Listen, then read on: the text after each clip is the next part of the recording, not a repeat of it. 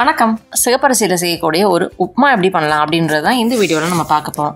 சிகப்பரிசி பொதுவாக நிறைய வகைகள் இருக்குது. அதில் பாரம்பரிய ரகங்களும் இருக்குது, ஹைப்ரிட் ரகங்களும் இருக்குது. அதில் நான் இப்போ பண்ண போகிறது பார்த்தோன்னா பாரம்பரிய ரகமான காட்டியானம் அரிசியில் ஒரு உப்புமா தான். இந்த உப்புமா எப்படி பண்ணலாம் அப்படின்றதையும் இந்த காட்டியானம் அரிசியினுடைய சில சிறப்பு தகவல்கள் என்ன அப்படின்றதையும் பார்க்கறதுக்கு முன்னாடி நம்ம சேனலுக்கு இன்னும் சப்ஸ்கிரைப் பண்ணிக்கோங்க. பக்கத்தில் இருக்கக்கூடிய அந்த நோட்டிஃபிகேஷன் பெல் பட்டனையும் கிளிக் பண்ணிக்கோங்க.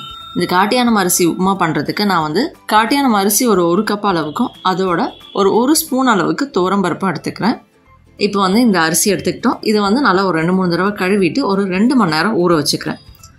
இந்த மாதிரி 2 மணி நேரம் ஊற வச்சதுக்கப்புறமா லேசாக ஈரப்பதம் இருக்கிற மாதிரி ஒரு மணி நேரம் இதை நிழலில் காய வச்சு எடுத்துக்கலாம். இப்போ இந்த அரிசி பார்த்தோன்னா ஓரளவுக்கு நல்லா காஞ்சிடுச்சு.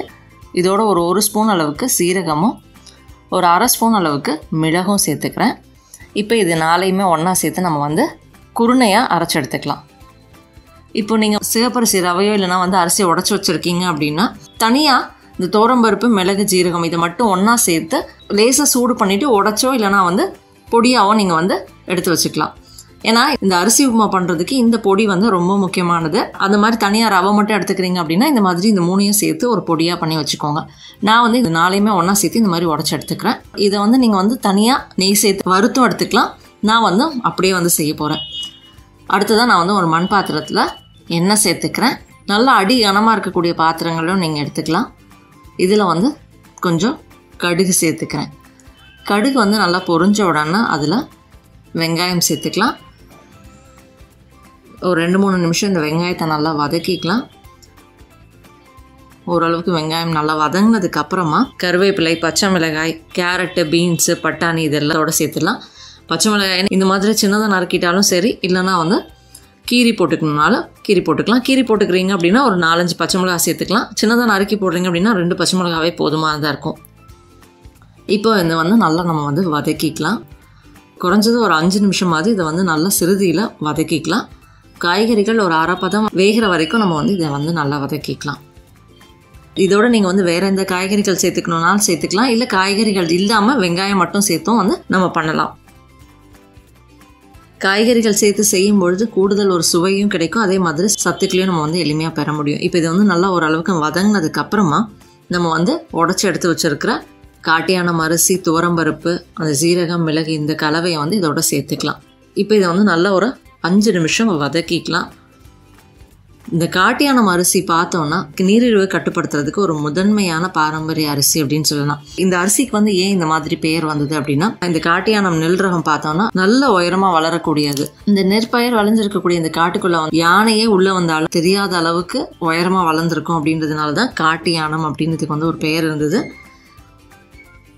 இந்த அரிசி பார்த்தோன்னா ஹிருதயம் சார்ந்த பிரச்சனைகளுக்கும் நீரிழிவுக்கும் ஒரு அற்புதமான அரிசி. நீரிழிவு இருக்கிறவங்க தொடர்ந்து இந்த அரிசியில் செய்யக்கூடிய உணவுகள் எடுத்துக்கும் பொழுது நீரிழிவை ரொம்ப சுலபமாக நம்ம கட்டுப்படுத்தவும் முடியும். அதே மாதிரி நார் சத்துக்கள், புரதச்சத்துன்னு நிறைய சத்துக்கள் நிறைஞ்சிருக்கும் பொழுது உடலில் ஏற்படக்கூடிய மற்ற சில உபாதைகளையும் கட்டுப்படுத்துறதுக்கு ஒரு அற்புதமான அரிசியாகவும் இது இருக்கும்.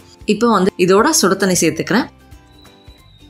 1 கப் அரிசி எடுத்துகிட்டு இருக்கோம். அதனால் 3 கப் அளவுக்கு நான் தண்ணி சேர்த்துக்கிறேன்.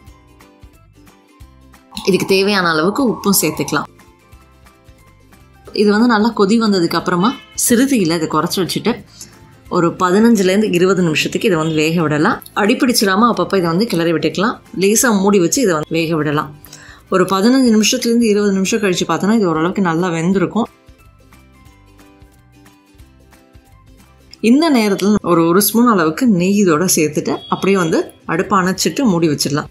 நல்ல அடிகனமான பாத்திரங்கள் இல்லைனா மண் பாத்திரங்கள் எடுத்துக்கும் பொழுது ஒரு 10 நிமிஷம் நீங்கள் இந்த மாதிரி மூடி வைக்கும் பொழுது அது இன்னும் நல்லா மலர்ந்து நல்லா வெந்து நமக்கு தயாராகிருக்கும்.